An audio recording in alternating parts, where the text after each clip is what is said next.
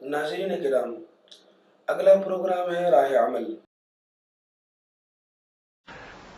الحمد للہ وکفا وسلام علی عبادہ الذین اصطفى، اما بعد، اعوذ باللہ من الشیطان الرجیم، بسم اللہ الرحمن الرحیم، وَأَن لَيْسَ لِلْإِنسَانِ إِلَّا مَا سَعَىٰ وَأَنَّ سَعْيَهُ سَوْفَ يُرَىٰ۔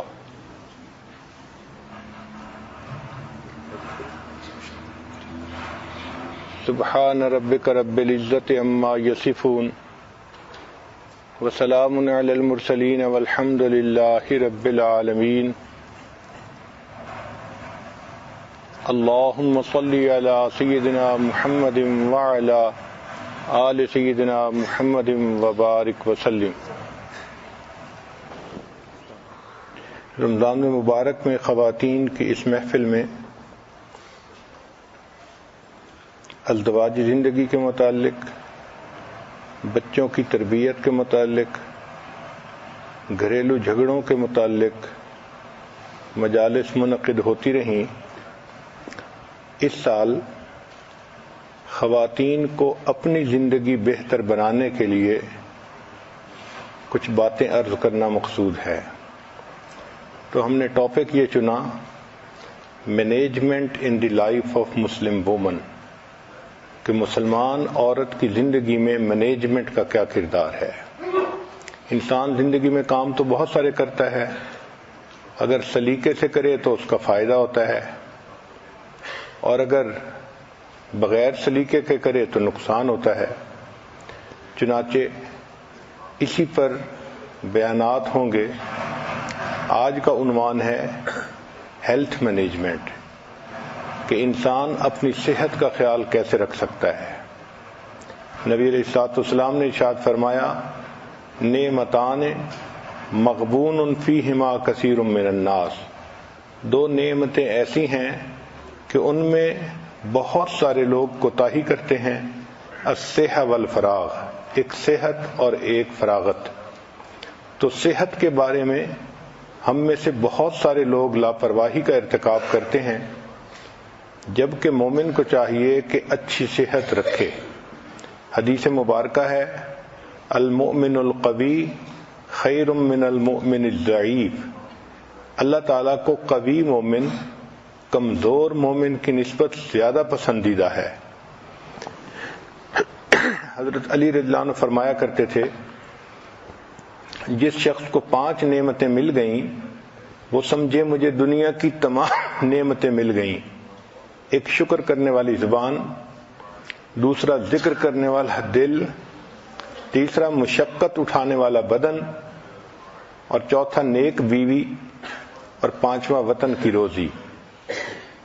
اچھی صحت صرف موٹے ہونے کا نام نہیں، بلکہ سارا دن ایکٹیو رہنا، کام کاج کر کے نہ تھکنا، اس کو اچھی صحت کہتے ہیں۔ جس انسان کی صحت اچھی ہو وہ آسانی سے عبادت بھی کر سکتا ہے، دوسروں کی خدمت کے کام بھی آ سکتا ہے، گویا وہ خالق کو بھی راضی کر سکتا ہے، مخلوق کو بھی راضی کر سکتا ہے۔ صحت کے معاملے میں ایک اصول یاد رکھیں کہ your health is what you eat, جو ہم کھاتے ہیں وہی ہماری صحت ہوتی ہے۔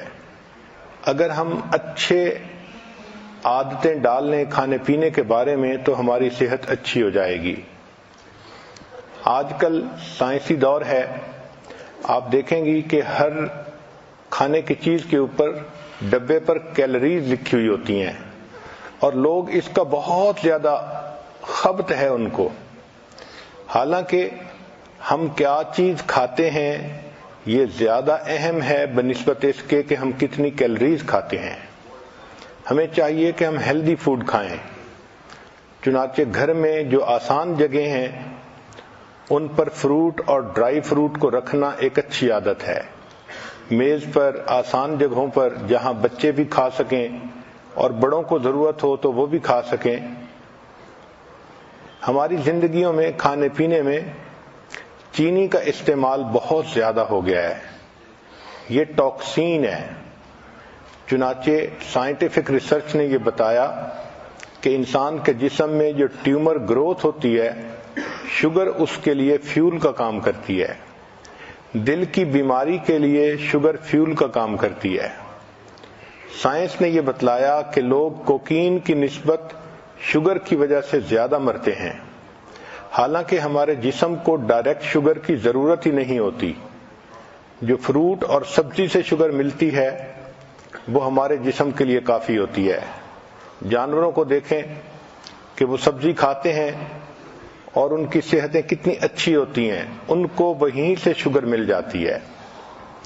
جس طرح انسان کو سگریٹ کی عادت ہو جاتی ہے، اسی طرح لوگوں کو شوگر کی عادت ہوتی ہے، چنانچہ وہ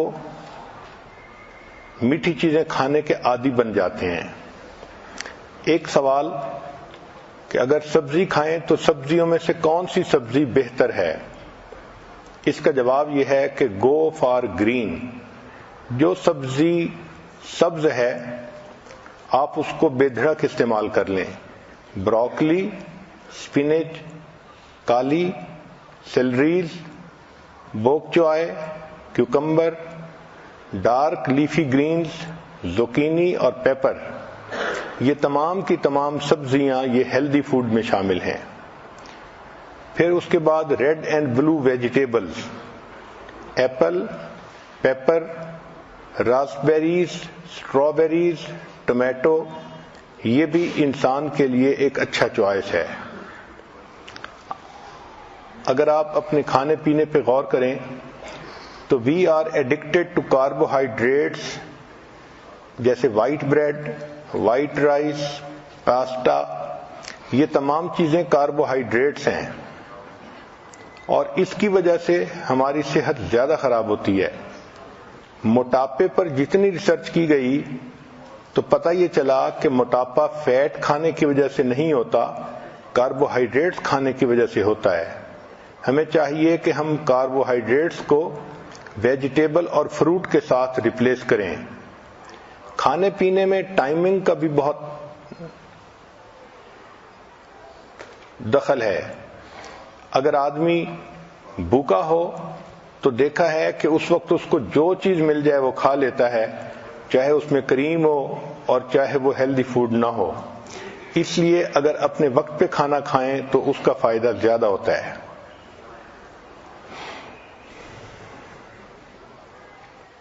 جب انسان دوسرے آدمیوں کے ساتھ کھانا کھاتا ہے تو پہلا بندہ جو آرڈر کرتا ہے اس سے کھانے کا ایک نارم سیٹ ہو جاتا ہے. تو کوشش کریں کہ جب آپ مل کے کھانا کھا رہی ہیں تو آپ خود پہل کریں اور سیلڈ سے شروع کریں یا فروٹ سے شروع کریں تاکہ باقی لوگ بھی ہیلدی کھانا کھائیں.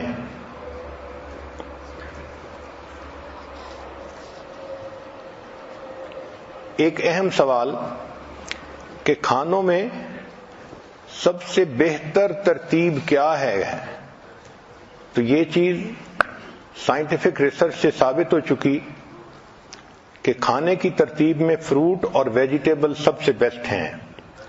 چنانچہ ایسپیریگس، ایووکیڈو، بینز، بروکلی، کالی فلاور، چک پیز، کالرز گرین، لینٹلز دال، پیز اور سپینچ، ساگ جس کو کہتے ہیں، یہ تمام کی تمام سب سے بہترین ہیلدی فوڈ ہے. یہ نمبر 1 پہ آتی ہیں. پھر دوسرے نمبر پر نٹس آتے ہیں، آلمنڈ، کیشیو، پینٹ، پیکان، پسٹیشیو اور والنٹ، یہ دوسرے نمبر پر ہیلدی فوڈ ہے. اور تیسرے نمبر پر فش آتی ہے، سالمن اور ٹراؤٹ وغیرہ. چوتھے نمبر پر وائٹ میٹ آتا ہے جیسے چکن وغیرہ. اور 5ویں نمبر پر ڈائری پروڈکٹس، ملک، یوگرٹ، چیز، ان کا 5واں نمبر ہے. اور 6 نمبر پر ریڈ میٹ جیسے ٹی بون، بیف یا لیم کا. اور 7ویں نمبر پر جو سب سے برا فوڈ ہوتا ہے وہ پروسیسڈ میٹ ہوتا ہے، لنچ میٹ، ہاٹ ڈاگ، سلامی، یہ سب سے آخری درجے کا یعنی نقصان دہ فوڈ ہے. سبزیوں میں اور فروٹ میں اومیگا 3 فیٹی ایسڈ ہوتے ہیں جو انسان کی صحت کے لیے بہت فائدہ مند ہوتے ہیں۔ یہ کینسر کو جو ہے فائٹ کرتے ہیں اور میکولر ڈی جنریشن کو ختم کرتے ہیں، ہارٹ ڈیزیز کو ختم کرتے ہیں، اور انسان کے اندر سے ڈپریشن اینڈ اینگزائٹی ان چیزوں کو ختم کرتے ہیں۔ اس لیے نٹس، سیڈز اور سیلمن کا کھانا ڈپریشن کے مریض کے لیے فائدہ مند ہوتا ہے۔ بہت سارے فوڈ ایسے ہیں جن کا ٹریش کین میں ہونا بہتر ہے بنسبت پیٹ میں ہونے کے۔ دیکھا یہ گیا ہے کہ جو لوگ فیٹی فوڈ کھاتے ہیں وہ زیادہ اگریسو اور موڈی ہوتے ہیں۔ کھانے کا اصول یہ ہے کہ feast at sunrise and fast at sunset. دن کی ابتدا میں اچھا کھانا کھائیں اور رات کے وقت ہلکا کھانا کھائیں، اور ہماری عادت عام طور پر اس کے مخالف ہے۔ صبح میں ہلکا ناشتہ کرتے ہیں اور رات کا جو فوڈ ہوتا ہے اس کو ہیوی فوڈ بنا لیتے ہیں۔ یہ صحت کے لیے نقصان دہ ہوتا ہے۔ اسی لیے آج کل جو باکسز ہیں ان کے اوپر مارکیٹنگ کی وجہ سے کمپنیوں نے ایسے فکرے لکھے ہوتے ہیں کہ وہ بہت ڈیسیونگ ہوتے ہیں۔ ملک شیکس کے اوپر لکھا ہوتا ہے سمودیز، اور شوگر واٹر کے اوپر لکھا ہوتا ہے وٹامن واٹر۔ تو آپ دیکھیں کہ کنٹینٹس کیا ہیں۔ Eat more early, less late, nothing after dinner. پھر whole fruit is better than juice. آج کل چونکہ جوس ایزیلی اویلیبل ہیں تو عورتیں جوس پینا پسند کرتی ہیں بنسبت فروٹ کھانے کے۔ گریپ جوس ایک گلاس 15 چمچ شوگر کے برابر ہوتا ہے، تو you can say it's a liquid candy. Science نے ثابت کیا ہے کہ regular consumption of juice is more harmful than equivalent amount of soda. کھانے پینے میں ایک بہتر اصول less eat better to eat. جتنا تھوڑی گرمی پر کوئی فوڈ پکا ہوگا اتنا بہتر ہوگا۔ چنانچہ اگر گرل کریں، برائل کریں، فرائی کریں تو فوڈ تو پھر بھی تیار ہوتا ہے، مگر آگ کی وجہ سے اس میں AGE زیادہ ہوتی ہے۔ یہ ہے ایڈوانسڈ گلائکیشن اینڈ پروڈکٹ۔ اس کی وجہ سے باڈی کے اندر جب یہ جاتا ہے تو انسان کے ٹیشوز کے اندر یہ ایکمولیٹ ہو جاتا ہے اور انسان کی جو ڈیفنس پاور ہے اس کو کم کر دیتا ہے۔ لہذا جتنا فوڈ آگ پر بنتا ہے، ڈائریکٹ آگ پر، اس میں جو کاربن ہوتا ہے اس کی وجہ سے کینسر ہوتا ہے، اور اس کے AGE زیادہ ہونے کی وجہ سے انسان کے اندر وہ جا کے ہیلتھ پرابلم کرتا ہے۔ تو جتنا تھوڑی ہیٹ پر فوڈ پکے گا وہ اتنا ہیلدی ہوگا۔ اس لیے موئسچر سے، سٹیم سے اور بوائلنگ کے ذریعے سے کھانے کو پکانا، عورتوں کو چاہیے کہ وہ اس آرٹ کو زیادہ سیکھیں اور کھانا اس طرح تیار کریں۔ عام طور پر جو صحت کے پرابلم ہوتے ہیں اس کی 2 وجوہات ہوتی ہیں۔ کھانے پینے میں زیادتی کرنا، کمی بیشی کرنا۔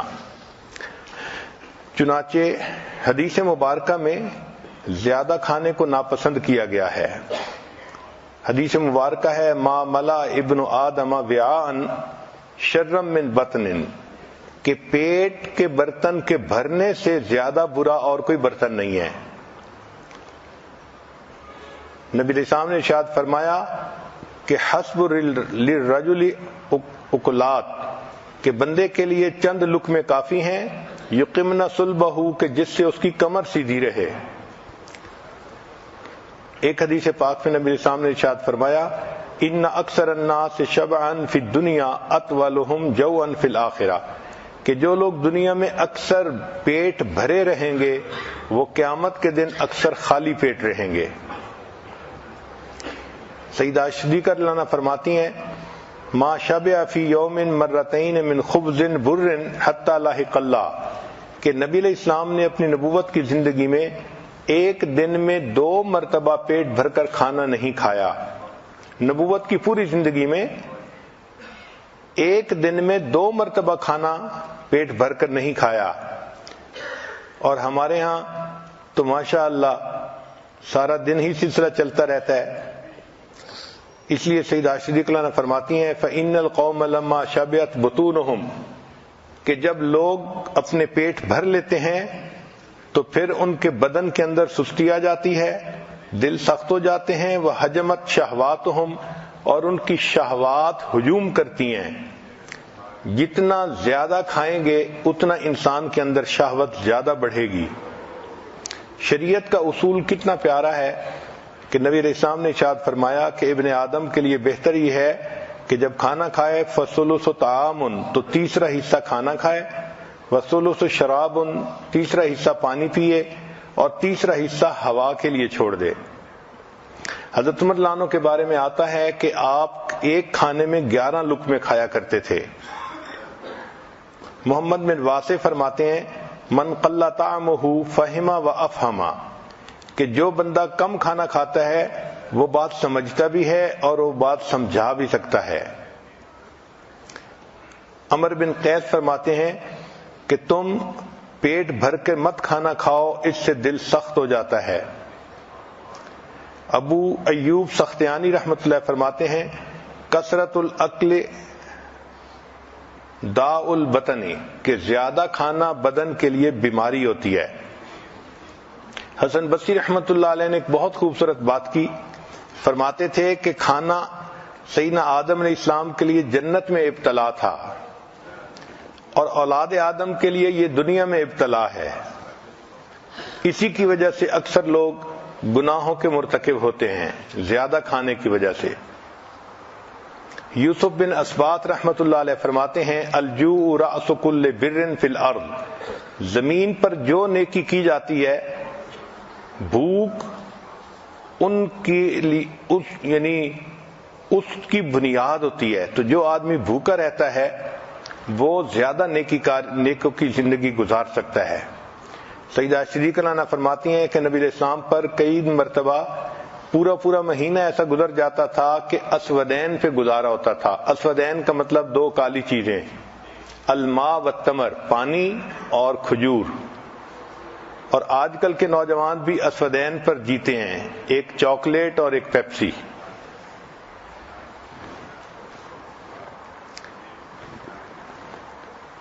اب اگر انسان مناسب انداز سے کھانا کھائے تو اس کی صحت اچھی رہے گی.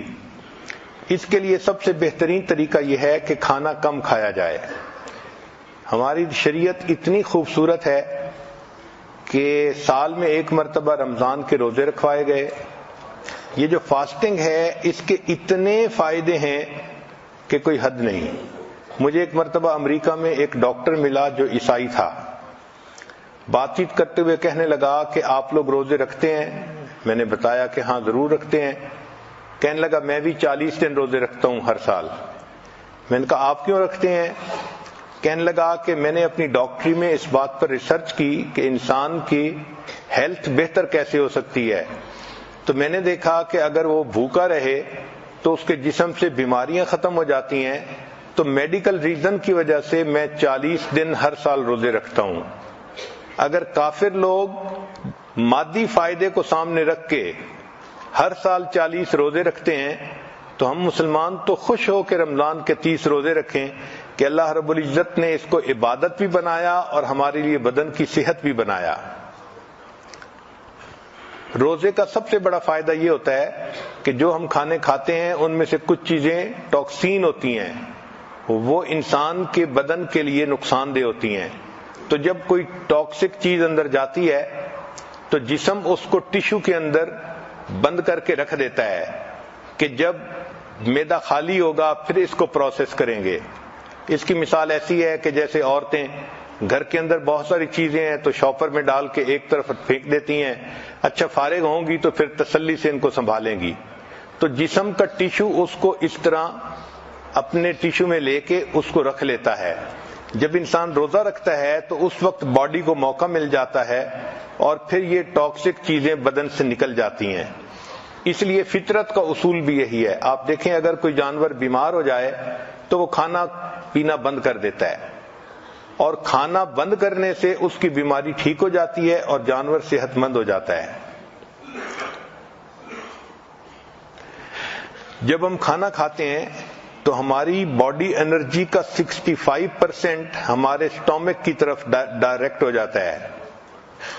یہ انرجی جو 65% ہے یہ ہماری باڈی کے لیے بھی استعمال ہو سکتی ہے، سیل کو ریپلیس کرنا اور ہاؤس کلیننگ کرنا.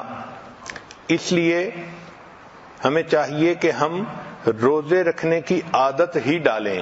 رمضان کے روزے تو اپنی جگہ، اس کے علاوہ بھی نوجوان بچوں کو، مردوں کو، عورتوں کو روزے رکھنے کی عادت ہونی چاہیے.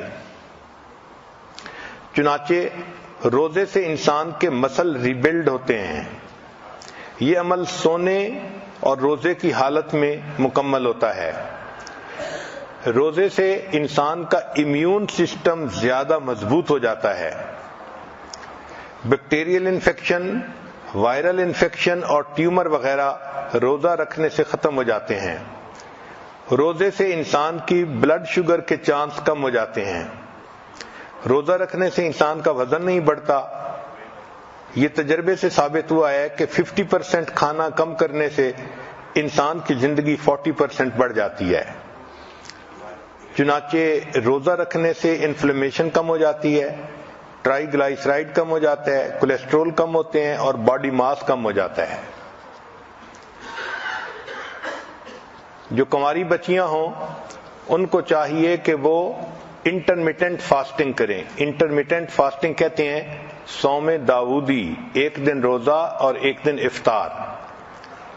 ایک دن روزہ ایک دن افطار. اس کا اثر پہلے مہینے میں نہیں محسوس ہوتا، لیکن ایک مہینے کے بعد اس کا اثر محسوس ہوتا ہے.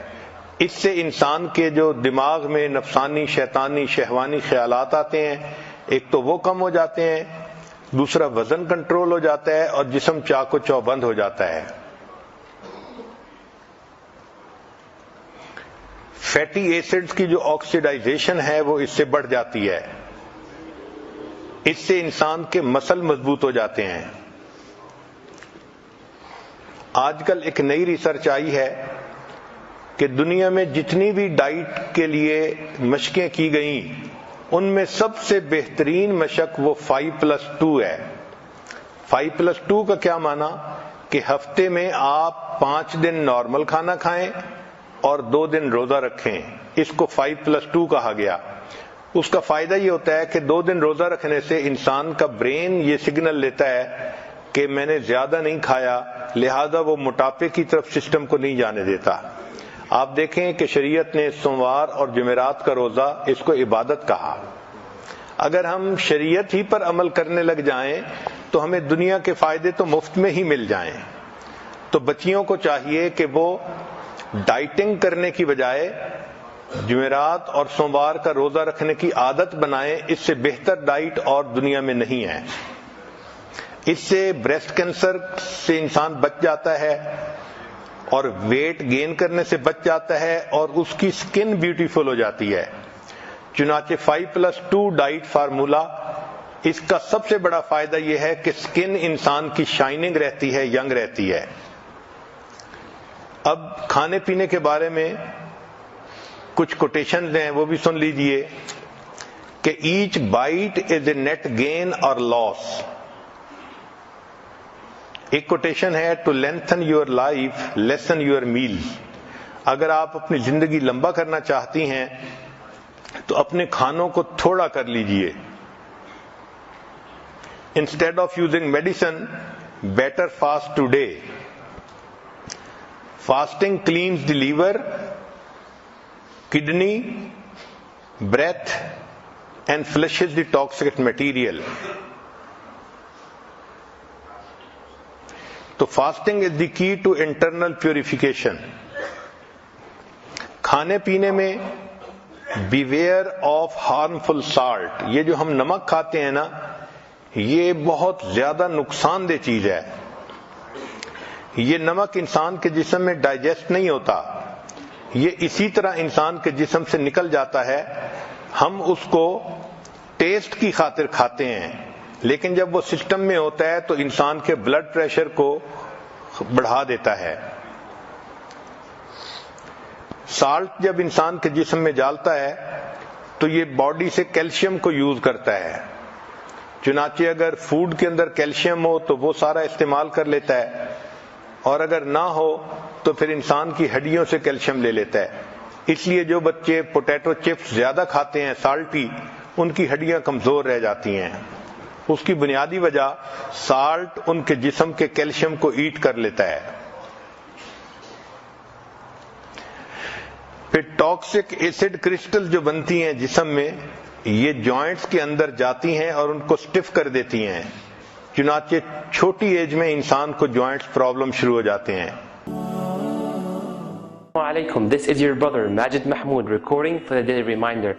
Brothers and sisters, I pray to Allah subhanahu wa ta'ala that you're finding benefit in these videos, and I'd like to personally thank everyone that is trying to share the beautiful content with their friends and family, even if it was only verbally.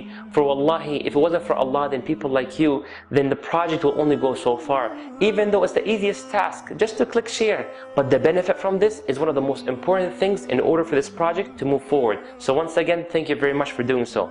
From now on, we will focus on one specific dua in which we will try to implement in our lives whenever there's an opportunity to do so. And who in the world doesn't face an affliction, a calamity in their life? And what shall we say when something very hard falls upon us and we seek Allah's support whenever we face something like that? Are you ready? Bismillah ar-Rahman ar-Rahim.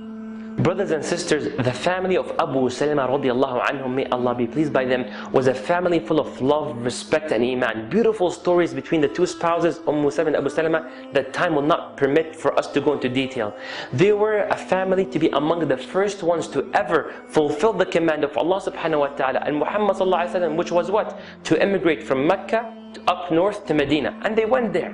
One of the days, Abu Salama radiallahu anhu, while in Medina, he returns back home, all excited, all joyful. He tells his wife, Salama, Ya Salama, لَقَدْ سَمِعْتُ مِنْ رَسُولِ اللَّهِ صَلَى اللَّهُ عَلَيْهِ وَسَلَّمَ كَلَامًا. I have heard from the Prophet sallallahu alaihi wasallam words that are more beloved to me than the most precious thing on the face of this earth, the most expensive vehicles. I would not take this over learning these few words. Allahu Akbar.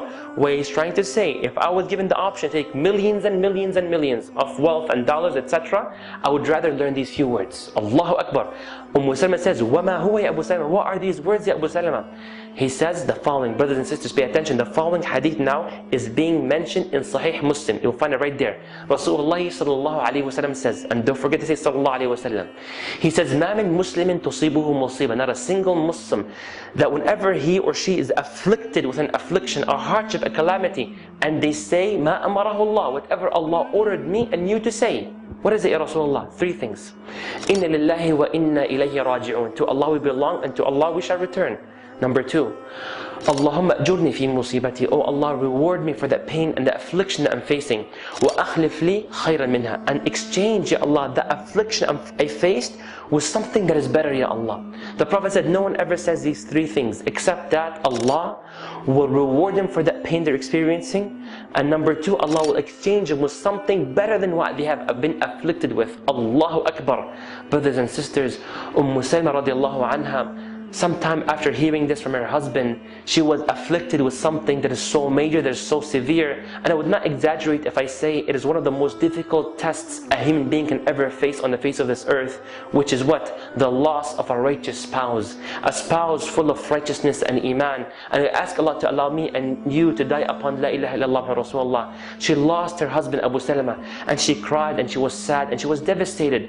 She had so much love towards him, and the whole city of Medina knew how much love was between these two great people. But Salama, she remembered the command of Allah, which for me to say these three statements whenever I'm afflicted with a calamity and affliction. And she went to Allah subhanahu wa ta'ala, and can you imagine, maybe she's saying it while she was crying and she can hardly breathe properly. She says, Inna lillahi wa inna ilayhi raji'un. To Allah I belong and to Allah we shall return. Then she says, Allahumma ajurni fi musibati. Allah, Ya Allah, reward me for the affliction, for that calamity I'm facing, Ya Allah. And then she says, Thumma hamamtu. I was about to say the last part, which was, and substitute me and exchange me with something better than what I have lost.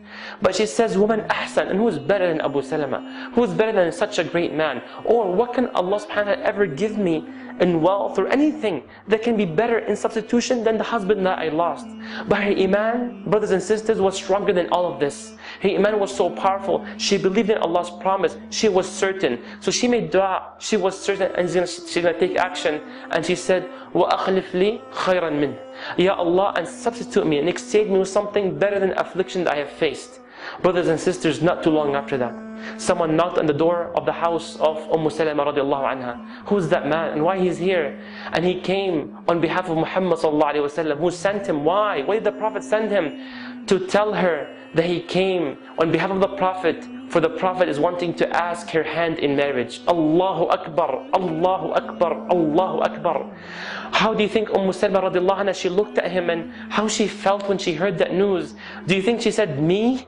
Do I deserve for my husband to be Muhammad sallallahu alaihi wasallam, the best man ever walked on earth? The man who is so handsome, so beautiful, so generous, so kind, so respectful. The man who is sent as mercy to mankind is my husband. He came to ask me for marriage. Allahu Akbar. Do you think she said, Alhamdulillah alladhi sadaqana wa'ada? Praise be to Allah, the one who fulfilled His promise. Allahu A'lam. But definitely she cried. Definitely she was so emotional. And she says, Allahu Akbar, Allah subhanahu wa ta'ala qad abdalani. Allah has substituted me with someone better than Abu Salama, who was Rasulullah sallallahu alayhi wa sallam. Brothers and sisters, whenever you're afflicted with an affliction, say, Inna lillahi wa inna ilayhi raji'un. Allahumma ajurni fi musibati wa akhlif li khayran minha. I personally have face things like that, and I said that statement, and we've seen it, and I'm sure many of you have already said it, and many of you saw the consequences. But due to the time, I cannot say these stories, but inshallah maybe in the future, please do your best to share this video. Wallahi, you never know, you might be means of being the ones who are means to lift the hardship from the many people in the ummah by sharing this video. Go ahead and share it. Bismillah ar-Rahim. May Allah reward you. Feel free to like the video. Click here to subscribe to my personal YouTube channel. But what's most important is what? Share the video. May Allah reward you.